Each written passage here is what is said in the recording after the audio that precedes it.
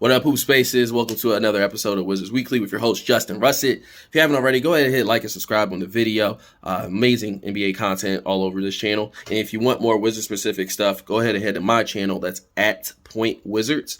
We give game recaps, amongst other things. And, it'll be a good time. It's a good follow. So, without further ado, let's talk about this Wizards this past week. So obviously the Wizards didn't do too much this last week. It was the All-Star break. They had no All-Star participants anywhere in any of the events. So a lot of rest for the players. Ideally, they did do a couple of things this past week, though. One, they finally bought out Will Barton, and that was a saga itself, just taking as long as it did. Normally buyouts don't take like a week or so, but, whatever. Tommy Shepard got it done, so good for them. That allows them to sign Jordan Goodwin to the team. Which, although we have a logjam really in the guard position in terms of like mediocre, across the board kind of backup guards, Jordan Goodwin is a plus on ball defender, especially. He defends real well in the post and on the perimeter.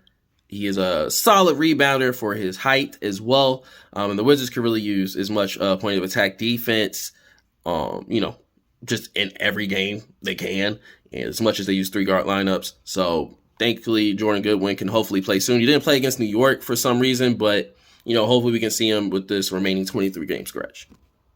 Outside of that, the Wizards were back in action Friday against the New York Knicks. Suffered a loss, 115 to 109. Really because it was the Julius Randle game, put up 46 points on us. Really, nobody was in front of him, stopping him. Denny, I think, should have defended him more. But one, he suffered injury for a little bit during that game. But two, he was also on Jalen Brunson, who I guess they deemed a bigger threat than Julius Randle was. Locked down Brunson. I think he only went like 6 for 20. But it was really Julius Randle's day, and nobody else was really able to, stay in front of him on drives or, close off his space from three. He was just all over the court, and it was honestly the best player on either team. Now, it's not a great game for the big three. I think in total they had like 62 points. This is not a big three that can afford to score less than 70, especially with the inconsistent scoring they had from their supporting cast. They had 23 from KP, 23 from Kuz, and I think 16 from Brad, who was playing on a bad hammy still for some reason. I know they want to make a playoff push, but, his health should come before that. If you're going to step on the court, you're going to get the criticism as if you're healthy. So making that decision, he did not have a great game. He was largely locked down most of the game on top of just being injured. Kuzma, I think, was like 10 for like 20-something. Kind of just inefficient. Scoring, not a lot of grenade shots like we're used to. Him just getting past the ball in like the last 4 seconds and being asked to heave it up. But just overall wasn't that effective. And then Kristaps, the thing that was confusing about this game, 19 points in the first quarter, 4 points the rest of the game.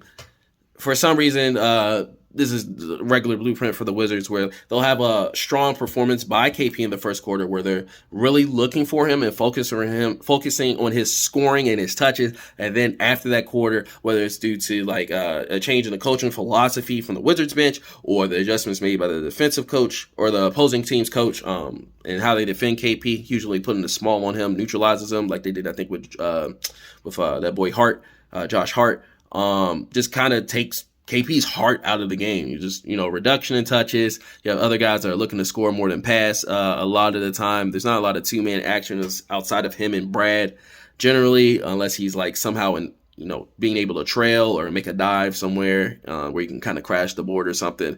They got to find ways to use KP more effectively down the stretch if they really want to not only try to make the playoffs, but do something in the playoffs, which I think if you're going to go for it, you should be aiming to at least make the second round.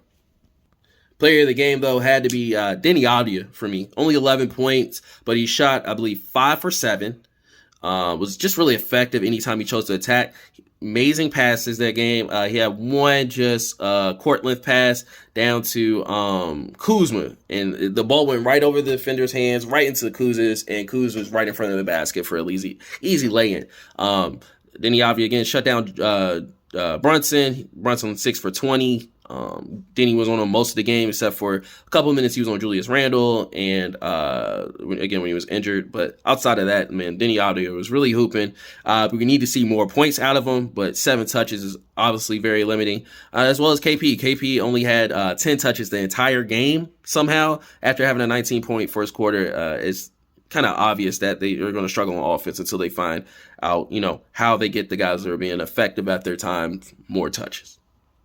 All in all, though, Wizards right now 28-31 in the standings, 10th place in the East. New York Knicks were 6th seed. If they managed to get a win against them, that would have improved them in the standings, making them a little bit closer to a real playoff spot as opposed to a play-in spot. That's not the case, though. They are, let's pull it up so I can be accurate. They are currently, a game and a half back of the Raptors, which is pretty important, and a game and a half back of the Hawks. And they also a game and a half in front of the Bulls. Now, these are all important things to note because those are all the teams the Wizards play this week. They play the Bulls on Sunday. Then they play the Hawks on Tuesday, both on the road. And then they're at home against the Raptors twice later in the week on Thursday and Saturday. These are teams that, if they want to make a real playoff push, they have to beat. They're all fighting for that kind of same 7 to 10 spot, it feels like. So Wizards really need to be on their toes with this one and lock up a couple of victories this week. Now, me personally, I see them at best going 2-2. They might be able to, I think, win against the Bulls, probably their easiest matchup. The Hawks offense, I think, is just going to provide a little bit too much trouble, especially if the Wizards are not willing to bang in the paint. So I have a loss there. And then they have 2 home games against the Raptors. I think they might find a way to beat the Raptors at home just because they're at home. But I don't think there's any way they beat the Raptors back-to-back. So I have the Wizards going 2-2 this week, improving to 30-33. All in all, though, that's the Wizards Week in a nutshell. Thanks again for tuning in. If you haven't already, again, hit that like and subscribe for Hoop Spaces, amazing NBA content, and as well my channel at Point Wizards for Wizard stuff. And until next week, guys, take care.